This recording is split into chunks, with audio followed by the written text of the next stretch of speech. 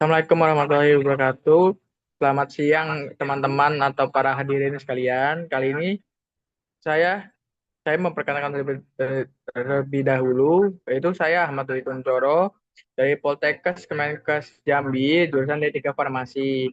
Kali ini saya akan melakukan penyuluhan tentang tubuh sehat, scrolling aman, waspada gangguan fisik akibat kecanduan gadget. Nah, selanjutnya,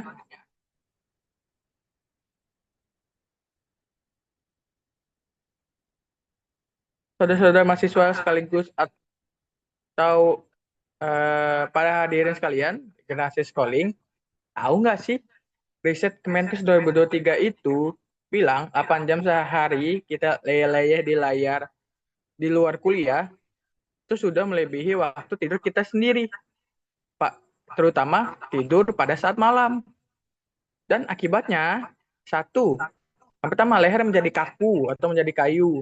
Teman satu dari empat teman seusia kita sudah mempunyai ini apa leher kayu atau bisa dibilang leher kaku. Nah, untuk yang kedua, mata kering dan tidur buyar. Cahaya biru 2 jam sebelum tidur, 46 menit waktu tidur nyenyak kita. Dan menjadi jadwal tidur kita tuh berantakan akibat terlalu sering scrolling gadget atau scrolling sosmed yang mengutamakan itu-itulah. Jadi, sebaiknya dikurangi. Dan untuk yang ketiga, akibat yang ketiga, otak cemas. Jadi scroll sosmed lebih dari 3 jam per hari meningkatkan resiko stres dan depresi naik 2 kali lipat daripada biasanya. Jadi intinya gadget sudah menjadi kebutuhan premier. Tapi literasi gawai kita masih level nol, nol besar. Kalau nggak diajak ngebijak dari sekarang, yang tersisa cuma leher miring, IP menurun, dan dompet tipis karena beli obat sakit. Nah, itu kan pada hadirin dan mahasiswa kan pada nggak mau kan seperti itu. Nah, habis itu selanjutnya bagaimana gadget menjadi kebutuhan primer mahasiswa? Karena dengan perkembangan teknologi yang telah mengubah gaya hidup masyarakat, khususnya kalangan mahasiswa yang notabene menjadi pengguna aktif gawai. Smartphone, smartphone, tablet, dan laptop, gini bukan lagi barang mewah. Itu menjadi kebutuhan primer ya pada saat era ini. Semua dibutuhkan untuk kerja, kuliah, atau apapun itu sekedar scroll sosmed pun itu hanya butuh itu kan. Melainkan kebutuhan primer untuk menunjang kuliah, bekerja, maupun bersosialisasi di media sosial. Habis itu, apa itu sih canduan gadget tuh? Kerja.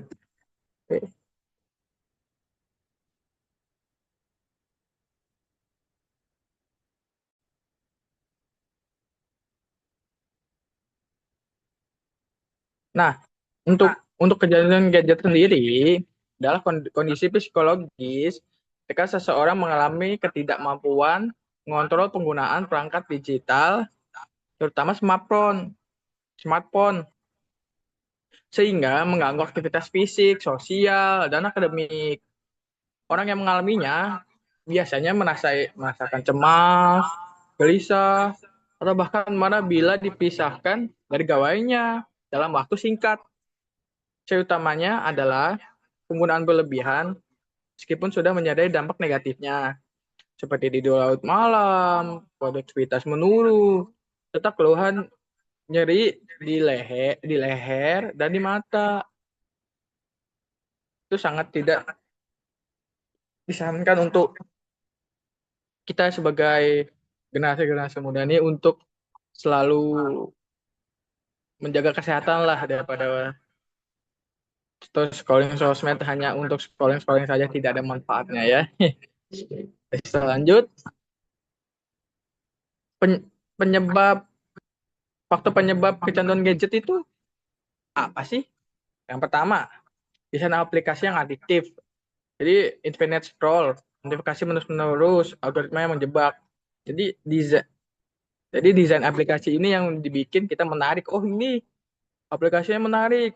Contohnya TikTok. Kan menarik tuh, scroll terus setiap di ke bawah ada baru lagi, ada baru lagi, ada baru lagi.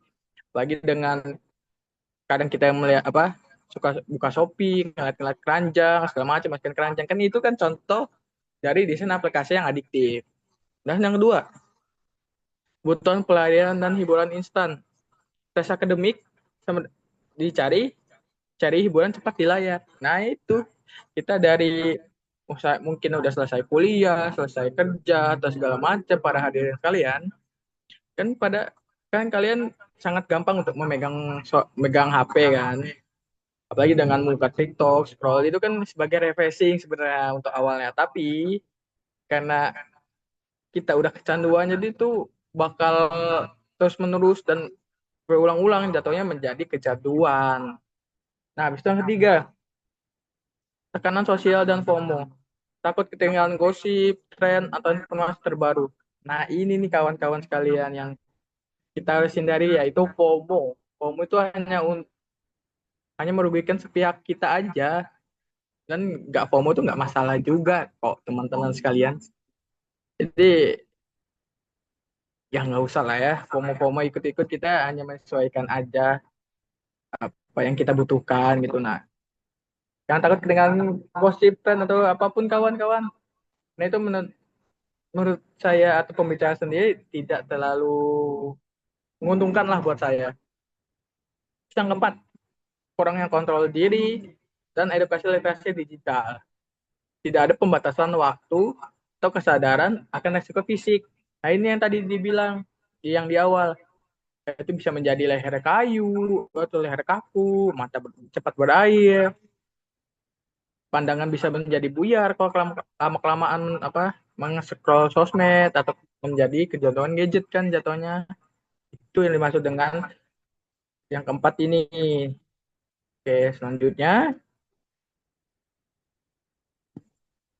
gangguan fisik akibat kecanduan gadget.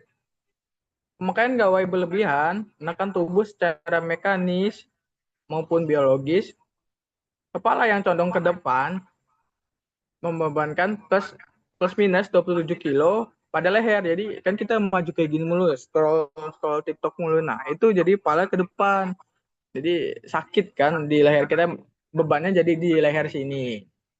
Dan habis itu memicu forward head posture dan nyeri nyeri kronis yang saya udah bilang. Contohkan kayak gini. Nah, kan ini ke depan nih ya. Ini kan ke depan gini ya. Nah, itu yang dimaksud yang tadi nih, forward head, forward head posture dan nyeri kronis di sekitar leher. Mata terpapar cahaya biru lebih dari 3 jam nonstop, mengalami digital eye strain, kering, gatal, pandangan kabur, sekaligus menurunkan sekresi melatonin sehingga ritme tidur mengganggu. Jari dan pergelangan tangan yang berulang kali swipe scroll rentan terkena texting thumb atau carpal tunnel syndrome. Lebih singkatnya, untuk kawan-kawan yang belum masih asing dengan bahasa ini, mungkin yang gampang dikenalnya kebas kali ya. Yang karena kan kita pegang HP mungkin sebelah kiri terus atau sebelah kanan terus. Jadi kan salah satu dari tangan kita tuh kebas. Mungkin itu yang bisa menggambarkan secara secara umumnya lah, secara generalnya. Tapi ini untuk bahasa eh, dokternya. Terus itu ditandai nyeri serta kelemahan otot. Akhirnya proses tubuh membungkuk kayak nenek-nenek yang atau kakek-kakek yang udah berusia lanjut, mempersempit rongga dada. Jadi hitungannya dada itu menjadi sering sesak atau emang kadang-kadang ngap-ngap sendiri. Terus yang terakhir, mengurangi kapasitas paru hingga 30%. Wah, itu sangat bahaya tuh kawan-kawan, apalagi dengan kawan-kawan sendiri yang merokok atau tidak berolahraga, itu sangat-sangat bahaya. Karena tidak diimbangi dengan olahraga, kapasitas paru-paru ini turun drastis kan. Jadi dihindari ya kawan-kawan. Terus yang terakhir, memicu cepat lelah dan sakit punggung. Nah, ini yang kelakuan para hadirin dan para mahasiswa sekalian. Umur masih muda, tapi udah punggungnya sakit, encok. Seperti kayak nenek-nenek atau kakek-kakek, maka disebutnya remaja jompo. Terus selanjutnya, ya, dampak psikologis atau dampak psikologis dan sosial. Yang pertama, kecemasan depresi. Kecanduan gadget tidak hanya melukai tubuh, tapi juga pikiran dan pergaulan. Jadi kita selalu cemas berlebih pada hal-hal yang tidak berguna sebenarnya. Jadi itu jadi beban pikiran aja di otak kita kan jatuhnya. Itu harus dihempaskan atau dibiarkan lah. Yang kedua, penurunan produktivitas. Dopamin loop atau kejadian yang berulang-ulang dipicu like a notifikasi membuat otak terus meminta terapi instan. Jadi kita karena scrolling sosmed terus dan ngelihat apa-apa serba di sosmed itu instan, jadi kita itu terdoktrin di otak kita atau ke brainwash lah hitungannya, di otak kita dicuci. Oh jadi kita tuh apa-apa ngeliat sosmed yang instan, apa-apa segala macam instan, jadi kita di kehidupan real life-nya tuh pengennya instan, gak mau berjuang, gampang menyerah, terus asa segala macam. Nah itu yang dimaksud dengan penurunan produktivitas. Yang ketiga, isolasi sosial sehingga konsentrasi terhadap kuliah menurun drastis, rata-rata hanya 19 menit fokus sebelum kembali mengecek layar lagi. Nah ini benar kawan-kawan dan teman-teman sekalian, karena pada saat kuliah tuh untuk mendengarkan dosen aja kayak sepertinya mengantuk ya. Jadi kita lebih memilih scroll sosmed atau melihat HP, ada yang chat kah atau ngeliat Shopee kah, apakah langsung kepikiran, aku sih nanti makan apa ya. Jadi kan tidak konsentrasi terhadap mata kuliah atau terhadap dosen yang sedang menjelaskan di depan. Nah, isu selanjutnya, temuan penelitian, angka dan fakta. Nah, untuk yang pertama, survei Kemenkes 2023, 68% mahasiswa Indonesia menggunakan gawai 8 jam per hari di luar kegiatan akademik. Ini yang di mana sudah melebihi jam tidur malam kita kawan-kawan sekalian. Bahkan kita bisa lebih dari survei ini, survei Kemenkes ini. Mungkin 12 jam per hari, karena mungkin nggak ada matkul atau nggak ada dosen. Nah, itu yang bahaya kawan-kawan. Untuk yang kedua, penelitian Journal of Behavioral Addiction, penggunaan media sosial lebih dari 3 jam per hari meningkatkan risiko gangguan mental 2,3 kali lipat. Nah, ini yang dibilang tadi, yang di awal. Penggunaan risiko gangguan mental tuh dari gampang tersinggung, nggak nerima kritikan dari orang lain. Jadi kayak apa-apa sensitif, itu yang dimaksud dengan gangguan mentalnya. Terus yang ketiga, menurut studi Sleep Medicine, paparan cahaya biru 2 jam belum tidur memotong durasi tidur nyenyak hingga 48 menit. Nah, bayangkan kawan-kawan, paparan cahaya biru 2 jam belum tidur, itu aja memotong 46 menit tidur nyenyak kita. Coba kalau dikali 8 atau tambah 4 jam lagi dari data ini. Kita sudah memotong 90 92 menit yang di mana itu 1,5 jam kita memotong durasi tidur nyenyak kita kawan-kawan. Itu yang bikin jadi kita tuh gak nyenyak, bahas banget tuh kayak pegel-pegel segala macam. Itu dia. Nah, habis itu yang 4, data WHO. Satu dari 4 remaja 18 sampai 24 tahun mengalami terkena text neck syndrome dengan sudut tekanan 45 derajat saat scrolling. Jadi hitungannya ya leher kita kaku 45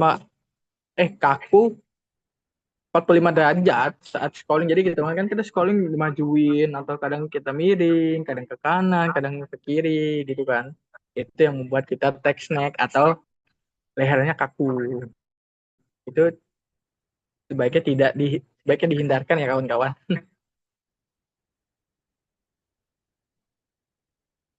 Itu yang selanjutnya, solusi dan pencegahan. Kalau bijak, tubuh sehat. Nah, kita tuh harus menggunakan yang pertama yaitu kawan-kawan, aturan 20-20-20. Setiap 20 menit, alihkan pandangan 20 kaki atau sekitar plus minus 6 meter ke depan ya, ke depan atau kanan kiri.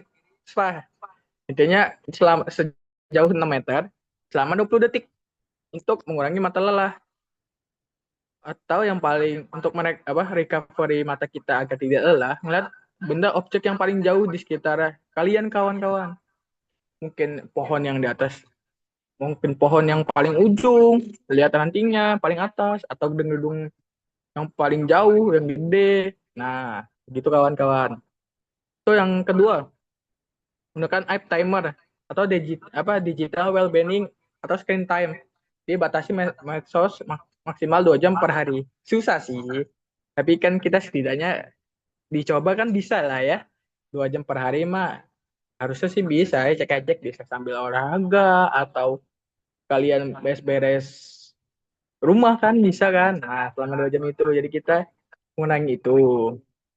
Terus tuh yang ketiga, mode malam plus red filter mulai pukul jam 8 malam. Gadget dimatikan 30 menit sebelum tidur. Nah, ini kawan-kawan yang bisa dibilang agak susah ya untuk kita mematikan gadget 30 menit sebelum tidur. Nah, untuk 30 menit sebelum tidur ini kan bisa ya. Kita kayak mungkin skincarean, cuci muka, atau segala macam beres-beres, beresin kamar atau kos kan pada kalian yang ngekos atau untuk kalian yang punya kamar sendiri beres-beres kamar sendiri. Nah, kan tuh capek tuh. Jadi bisa langsung tidur cepat. Yang terakhir, yang keempat, digital detox rutin. 1 atau 2 hari tiap minggu tanpa gawai. Sedangkan olahraga atau baca buku cetak, ya 1 sampai 2 hari ini kalian isi dengan kegiatan-kegiatan yang positif atau kegiatan yang kalian sukai. Olahraga mungkin pedal kah, atau badminton kah, atau segala macam. Atau membaca buku fiksi, novel, sejarah, atau apapun yang kalian suka. Terus terakhir, tips praktis menjaga kesehatan saat menggunakan gadget. Pertama, tata ruang ergonomis, layar sejajar mata, selurus kayak gini, punggung tegak, siku 90 derajat, dan kaki menyentuh lantai. Jadi hitungannya ini untuk yang pertama kita menghindari leher kaku yang tadi dibilang 45 derajat itu. Jadi kita harus tegak, lurus selurus sama mata kita oleh gadget kita. Nah, itu dia. Untuk yang kedua, posisikan ponsel sejajar mata untuk menghindar leher condong seperti ini, di depan gini, di depan gini. Gunakan phone stand bila menonton video. Phone stand tuh lebih kayak eh, senderan ya, biar supaya tangan kita tidak pegal untuk memegangnya. Dan untuk yang ketiga, aku kan stretching microbreak setiap 30 menit. Kayak putar, putar leher, lihat bau gini-gini, bebaskan jari atau pegangan tangan kayak seperti apa yang saya lakukan. Nah, pegangan tangan kayak gitu-gitulah. Untuk menghindari sakit leher atau gangguan fisik lainnya pada kita saat terus scrolling sosmed. Mungkin itu saja.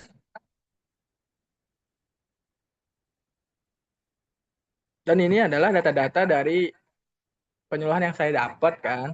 Ada Hello Dokter, Medika, Sukabumi Update, Halo Sehat. Dan gini lah, sekian inilah terakhir dari penyuluhan saya selaku moderator, selaku pemateri. Terima kasih kepada teman-teman sekalian, para hadirin sekalian. Jadi stoplah scrolling sosmed secara berlebihan. Kita harus bijak menggunakan gawai itu hanya untuk membuat tugas atau menghubungi atasan yang memang penting gitu. Dan terakhir dari saya, gadget adalah alat, bukan tujuan. Gunakan dengan bijak, jadikan hidup lebih sehat, produktif, dan berarti. Sekian, terima kasih penyuluhan dari saya. Assalamualaikum warahmatullahi wabarakatuh. Mohon maaf bila ada salah kata. Mohon dimaafkan. Selamat siang.